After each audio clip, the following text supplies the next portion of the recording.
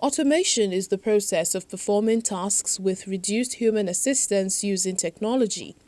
Goods are produced automatically through the use of robots, control systems, and other appliances with a minimal direct human operation. The growing popularity of robotic automation across sectors looks to continue over the next few years as businesses take advantage of the many benefits it offers. But while automation can lead to increased labor productivity as fewer workers are needed to produce the same number of manufactured goods, there's a perceived downside that it also leads to job displacement in traditional areas of work. Akinbo, welcome to Tech Trends. Hi, how are you? Awesome. So when automation is being talked about, what should come to the average person's mind? To the average person, you should be thinking about how do things get done automatically, either by computers or by software or by some sort of tech, either in the home or in the office, or increasingly today in public spaces as well. Okay. Now, what are some of the use cases of automation that are available now, and what should we expect to see in coming days? I think we have to break that down first into what do we expect to see abroad, and then what do we expect to see in Nigeria, because it's there's a little lag for our own local market. But all in all, you can even simplify it and take it to simple things like your elevators and your escalators. Those are early examples of automation. Before, you had to climb the stairs at a train station or an airport. Today, you just step on a machine and it takes you where you need to go. Jump forward 100 years or so, and you're now talking about robots for manufacturing and putting things together. You're talking about injection molding for making plastics instead of carving or assembling with rivets and things of that nature. I mean, we're in the era of automation. A lot of things are getting automated, but are there any disadvantages of technologies like this? Well, yes. The disadvantages are you're relying on computers. At the end of the day, it's computers. You're relying on them to get the things done, to get the job done. The disadvantages with that are, of course, you are centralizing control. If a mistake is made in the programming or in the architecture, then that mistake is magnified. So if you think of like a factory floor where you have different people performing different tasks, if one person makes a mistake, it will be fairly quickly realized, and it's simply a matter of getting that person off the production line and either replacing the person or having that person correct their error. If a computer or a system is making, imagine like a beer factory where the process is automated, the bottle runs. If a mistake is made and it's not caught very quickly, it can very quickly ruin the entire production line for that period. So I think the over-centralization is one definite downside of automation. Okay, but yeah, so let me be fair to automation and ask, what are some of the advantages so that we can balance both sides? Well, the advantages are numerous. You can multiply output. You can multiply the things you can do. It reduces your personal physical effort. If you look at simple things, let's look at home automation as an example. It frees you. I haven't carried keys for my house in 3 years because the gates is automated, the front doors are automated, the rooms are automated. Nobody in my house carries keys. There are applications to sort all those kind of things out. So it's less stress. It means I don't have to carry a bunch of keys anywhere. My wife doesn't have to carry a bunch of keys in her bag.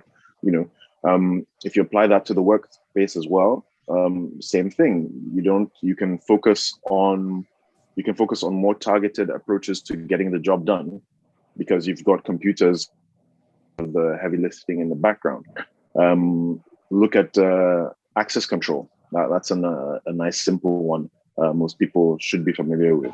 You don't have to carry swipe cards, or rather, you don't have to think about carrying those different access cards because you now have them in place. You can use fingerprints, iris scans, and things like that. These are all examples of automated technologies in their simplest forms, which are more relevant to our market here.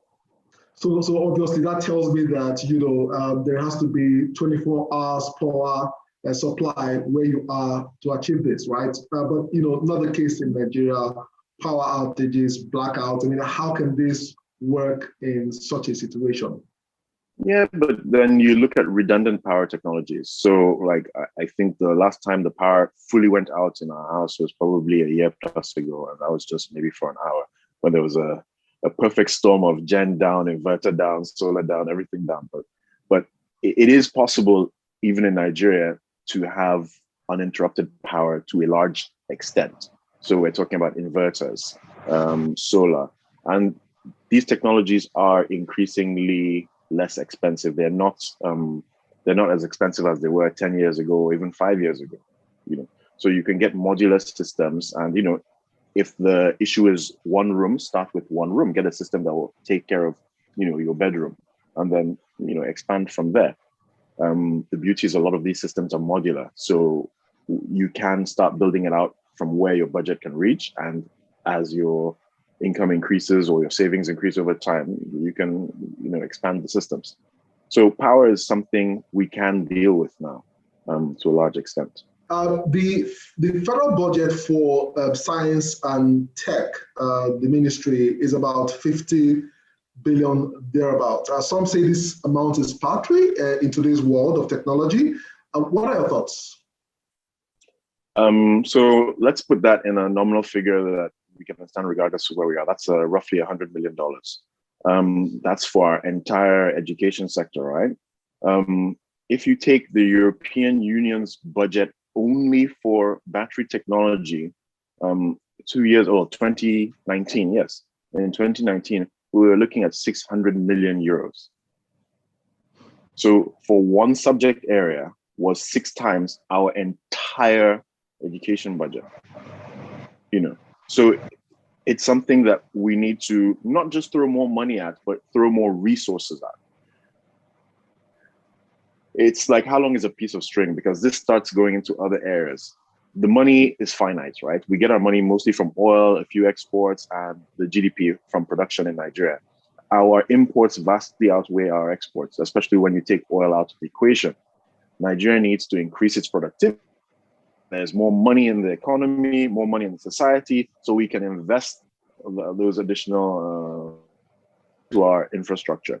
And education is one of those areas we need to invest heavily in. When we then make that investment, we can then start tackling all these areas, especially like automation and engineering.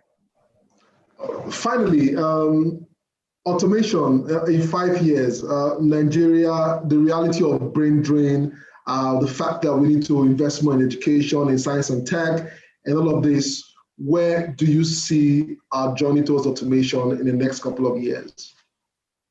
Oh, you're going to see it increase dramatically. I mean, you're seeing factories. So let me give you an example. Everyone knows Amazon, of course, the international e-commerce giant. But if you watch a few videos about how their warehouses operate, you will find that it's very minimally staffed. And you've got robots that take all the goods from one end of the factory to the other end, stacking the shelves and things like that. You're going to see that sort of technology come into Nigeria to a large degree. Our homegrown giants like Jumia, for instance, I'm sure they're looking at these sort of technologies. And while they may not be feasible today, they will be, a few years down the line.